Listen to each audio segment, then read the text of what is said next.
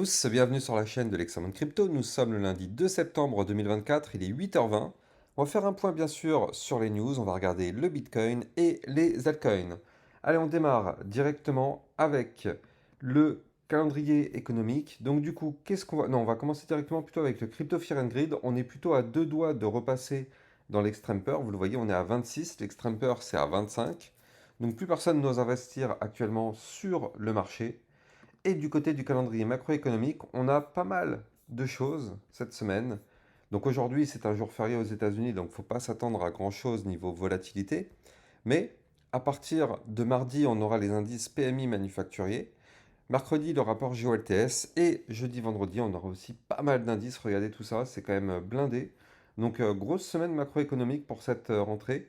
Donc on verra bien tout ça plus la semaine va avancer, plus on rentrera dans les détails de ce calendrier économique. Allez, nous, on va regarder bien évidemment les news. Alors, du côté des news, on a plusieurs choses. On va commencer directement donc avec ceci. Donc, c'est-à-dire que les réserves de Bitcoin sur les exchanges sont en baisse. Donc là, on le voit bien sur ce tracé en fait, hein. C'est le trait violet, donc il fait que chuter, chuter, chuter. Et donc ça permet de comprendre que s'il y a un afflux d'investisseurs, ça pourrait réduire l'offre disponible et pourquoi pas potentiellement le propulser à des prix beaucoup plus hauts. Donc on verra bien, on verra bien. Vous le savez, donc X, donc c'est-à-dire Twitter, a été bloqué au Brésil. Et donc on a Charles Hoskinson, qui est donc le fondateur de Cardano, hein, vous savez, Ada Cardano. Donc, le fondateur de Cardano qui prévoit de créer un réseau social décentralisé au Brésil et il exprime son soutien aux Brésiliens et souhaite recruter beaucoup d'entre eux pour participer à ce projet. Donc, c'est hyper intéressant, hein. Je crois que c'est la première fois qu'on entend parler de ce type de projet, des réseaux sociaux décentralisés. Donc, on va voir ce que ça donne. Bonne idée ou pas, vous pouvez me dire en commentaire ce que vous en pensez. Mais on verra bien. En tout cas, c'est vrai que si c'est décentralisé, du coup, ça permet qu'il ne puisse y avoir aucune censure, parce qu'effectivement, tout ce qui est décentralisé, c'est sur la blockchain. Donc là, personne ne peut contrôler la blockchain. Et donc, bon, du coup, c'est une blague en France, hein, mais franchement, François Hollande reçu à l'Élysée demain matin. Donc, je sais pas ce que vous en pensez, franchement. Moi, je prends ça comme une blague, vraiment une vaste blague, hein, parce que pour le coup, on sait ce que ça a donné, bref. Donc pas beaucoup de news, hein, c'était le week-end, franchement il ne s'est pas passé grand-chose ce week-end. Allez, on va rentrer dans l'analyse technique de notre Bitcoin, mais avant ça, je rappelle bien évidemment à tout le monde que tout ce que je vais dire dans cette vidéo n'a en aucun cas un conseil financier, c'est à vous de faire vos propres recherches. Et n'oubliez pas que le trading de crypto comporte des risques de perte partielle ou majeure. Allez, on commence avec notre Bitcoin. Donc là, on vient de clôturer une semaine. Malheureusement, cette clôture n'est pas très belle. On va pas se mentir. Voilà, on vient de faire une bougie de ravalement baissier. C'est-à-dire que là, vous le voyez, on a clôturé la bougie hebdomadaire qu'on vient de finir plus, plus bas que l'ancienne bougie. Donc là, en fait, c'est une bougie de ravalement baissier. Vous le voyez, on a clôturé plus bas que là où la bougie verte passée avait commencé. Donc ça, c'est une bougie de ravalement baissier, effectivement, c'est pas forcément bon signe. Alors, on sait que du côté de notre Bitcoin, on a quand même pas mal de zones de support en dessous, hein. Vous le voyez déjà en vue hebdomadaire. Ici, on va se heurter bientôt au support des 57 386 dollars. Et puis en dessous, on aura un support majeur qui se trouve ici à 55 829 dollars. Donc bon, tant qu'on est au-dessus de ces supports-là, j'ai envie de dire tout va bien du côté du Bitcoin, hein. N'oublions pas derrière que on est en train de former un gigantesque bull flag du côté du Bitcoin. Regardez ça en vue hebdomadaire, avec la grosse poussée haussière, le retracement sous forme de canal descendant. Ça, c'est un gigantesque bull flag.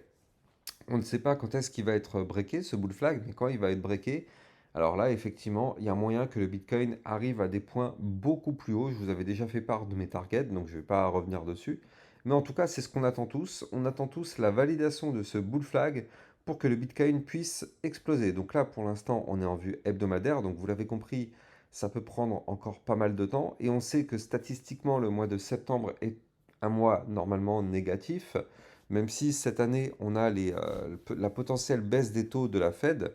Donc bon, on verra bien si ce mois de septembre sera là aussi négatif ou s'il y aura un petit changement. La baisse de taux aura potentiellement lieu le 18 septembre. Mais là, en tout cas, cette vue hebdomadaire, bon, même si on chute, elle est quand même extrêmement encourageante. Maintenant, c'est vrai qu'en vue jour, c'est un petit peu moins joli, hein, regardez, malheureusement. En vue jour, on a réintégré l'ancien range par le haut, donc ici. Là, comme vous pouvez le voir, malheureusement, hier, on a clôturé en dessous de la zone de support qu'il fallait protéger, donc c'est-à-dire en dessous des 58 288 dollars. Donc, on a réintégré un ancien range. Donc là, vous le savez, qu'est-ce qui se passe quand on réintègre un range par le haut? On fait le pullback, puis derrière, si on ne valide pas le pullback, on va chercher le bas du range. Donc là, actuellement, on a réintégré. On risque de faire le pullback, donc c'est-à-dire retester les 58 288 dollars vu que c'est le niveau clé qu'on a breaké. On risque de revenir le retester. Si on ne clôture pas la journée au-dessus, malheureusement, on prendrait la direction du bas du range. Et donc nous, notre bas du range, il se trouve ici à 55 829 dollars. Donc ce niveau clé de bas de range ici, je rappelle qu'il correspond aussi au niveau clé du bas du range hebdomadaire parce que là aussi, souvenez-vous, hein, ici on a le bas de range à 55 829 dollars. Donc effectivement, on est vraiment sur un très gros niveau clé là, juste en dessous des pieds. On espère vraiment que ce niveau clé va être sauvegardé. Là, le problème, c'est que hier, on a aussi cassé le dernier point bas. C'est-à-dire qu'ici, on avait formé un point bas. Et donc là, malheureusement, vous le voyez, la clôture d'hier a cassé le dernier point bas à 57 552 dollars. Donc ça, c'est pareil. C'est des informations plutôt négatives, on va pas se mentir. Maintenant, bon, tant qu'on est protégé par le bas de l'ancien range, ça va encore.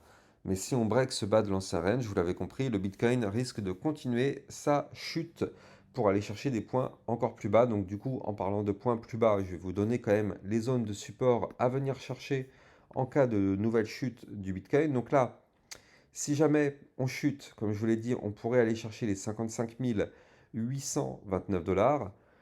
Puis derrière, si on casse ce niveau clé, on pourrait venir chercher ici les 54 216. Puis ici, on avait cette ancienne boîte de recharge qui était ici à 52 891. Donc ce serait une belle zone à revenir retester effectivement. Et si on réintègre cette zone, attention, on pourrait voir un Bitcoin qui chute lourdement pour revenir rechercher une nouvelle fois les 49 000 dollars et même pourquoi pas ici les 47 259 dollars. Donc vous l'avez compris, ça pourrait faire très très mal aux altcoins. Je repense encore à tout le monde, hein, tous les youtubeurs et toutes les personnes qui parlaient d'une alt season imminente.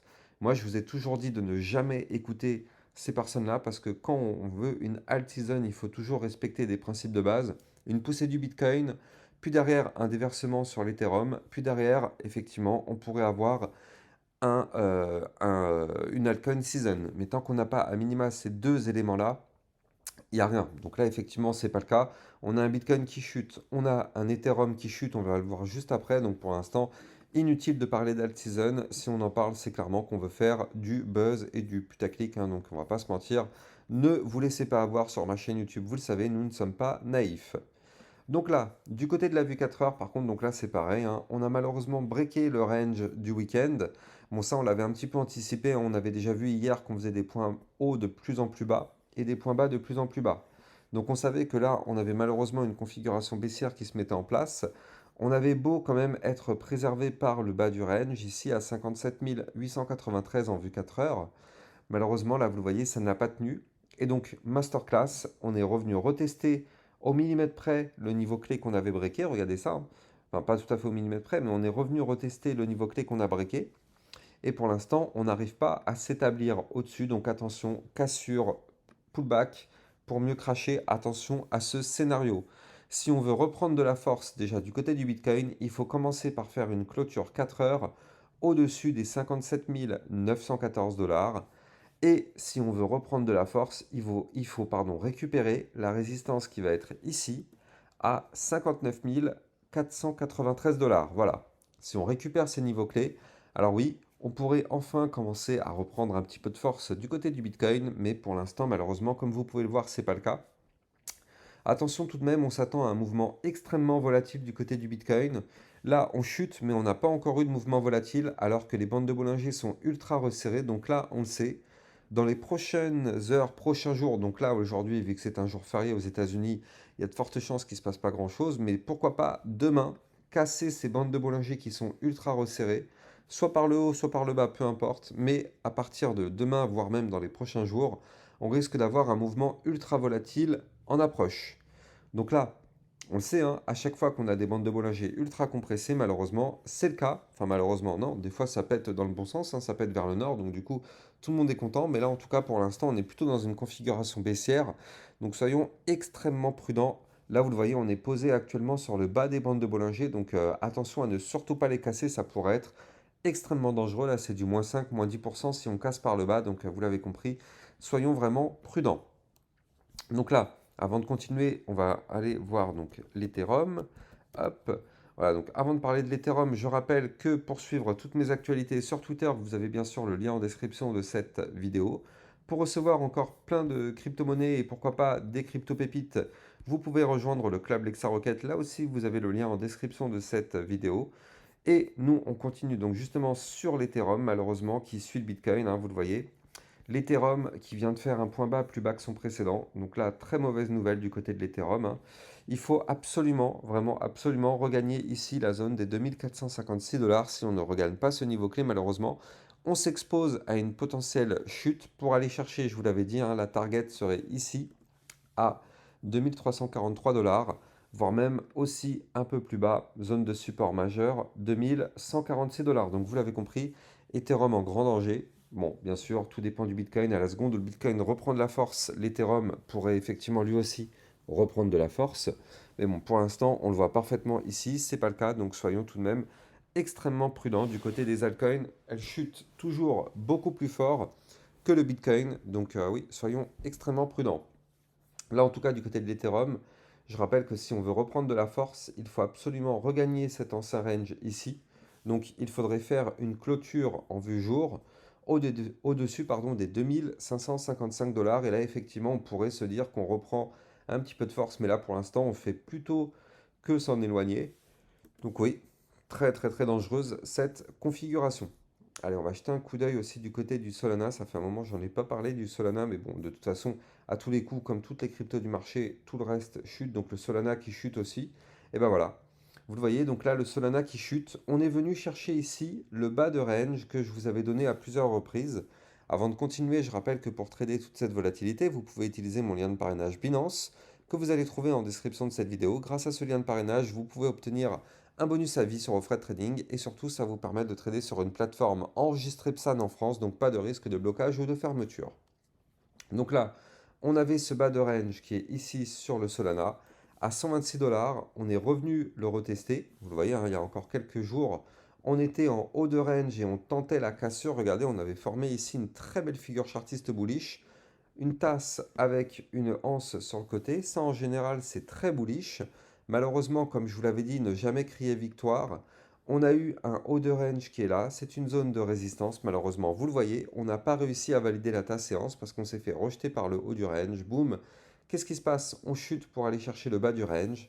Tant qu'on est au-dessus des 126 dollars du côté du Solana, pour l'instant, tout va bien. Si on break ces 126 dollars, malheureusement, attention, là aussi pareil, risque de retracement majeur pour aller chercher les 118, voire même les 112 ou encore les 106 dollars. Donc soyons extrêmement prudents. Maintenant, le bas du range étant une zone de support. Alors oui, on est vraiment sur un niveau clé. En fait, on est sur le point pivot, hein. Soit on rebondit sur le support et on retournera dans les prochaines semaines chercher le haut du range à 160 dollars. Soit, malheureusement, on casse le range par le bas.